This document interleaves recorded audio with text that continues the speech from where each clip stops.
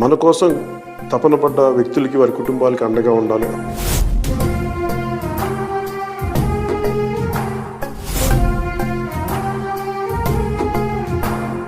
క్షేత్రస్థాయిలో ముఖ్యంగా పోరాట యాత్ర చేస్తున్నప్పుడు చాలామంది ప్రమాదాలకు గురవడం, తర్వాత వ్యక్తిగతంగా మనకున్న నాయకులు ఆ రోజు నా పక్కన ఉన్న వాళ్ళు సహాయాలు అందించడం, ఇవన్నీ చూసి క్రియాశీలక సభ్యత్వం తీసుకునే సమయంలో వారికి ఏదైనా బీమా పథకం అమలు చేయొచ్చు, దాని మీద సాధ్యాసాధ్యాలు చూడండి అంటే దాదాపు 1,00,000 మంది పైచిలకు అందరికీ కూడా బీమా పథకాన్ని వర్తింపజేశారు.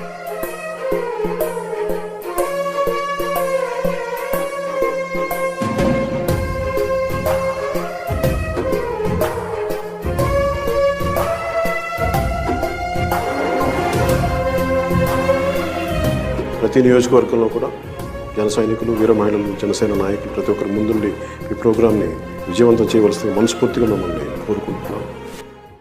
భారతదేశంలో ఏ రాజకీయ పార్టీ చేయని కార్యక్రమం క్రియాశీలక సభ్యత్వం. ప్రతి జన సైనికుడికి వారి కుటుంబ సభ్యుల్ని ఆదుకునేటట్టు, ఎక్కడైనా ప్రమాదం జరిగితే మనం వాళ్ళని ఆదుకోవాలని పవన్ కళ్యాణ్ గారు ఒక నిర్ణయం తీసుకుని అనేక కంపెనీలతో మాట్లాడి చివరికి భారతదేశంలో ఈ మాట చెబుతున్నాను, 100 సంవత్సరాల్లో చాలా మంది పార్టీలు ఉన్నాయి, 20-30 సంవత్సరాలు అధికారంలో ఉన్న పార్టీలు కూడా ఉన్నాయి, కానీ మనం ఏ రోజు కూడా ఒక్క రోజు అధికారంలో లేవు. నా పేరు మెండి జ్యోతి, మా ఆయన పేరు దొరబాబు. పవన్ కళ్యాణ్ గారు ఎంత సహాయం చేస్తారని మేము ఊహించలేదండి. ఎక్కడెక్కడో వింటున్నాం ఆయన చేసే సహాయాలు, ఆయన చేసే కృషి, మంచి పనులు వింటానే ఉన్నాం, చూస్తూనే ఉన్నాం. మా కోసం కూడా ఎంత కృషి చేస్తారని మా ఆయన కనీసం 500 రూపాయలు కట్టి ఆయనలో పార్టీలో చేరినందుకు పవన్ కళ్యాణ్ గారు ఎంత సహాయం చేశారు, ఆయన కృతజ్ఞతలు తెలియజేసుకుంటున్నామండి. జనసేన పార్టీలో మా ఆయన సభ్యత్వం కట్టారన్న సంగతి కూడా నాకు తెలియదు, కానీ ఈరోజు పవన్ కళ్యాణ్ గారు మాకు చాలా అండగా నిలబడ్డారు. 5 లక్షల రూపాయల చెక్ మా కోసం పంపించి మా కుటుంబాన్ని ఆదుకున్నారు. మేము ఏమీ లేని వాళ్ళం అండి, పేదవాళ్ళం, ఇల్లు కూడా లేదు. మాకు ఆయన జనసేన పార్టీలో తిరుగుతారని మాకు వేరే పార్టీ నుంచి వచ్చే నిధులు ఏమీ రానివ్వలేదండి. అంటే చదివితే స్తోమట్లేదు కదండి, కొంచెం వరకు చదివి మానేమని చదవండి, బాగా చదువుకుంటే చదవండి, ఓకేనా?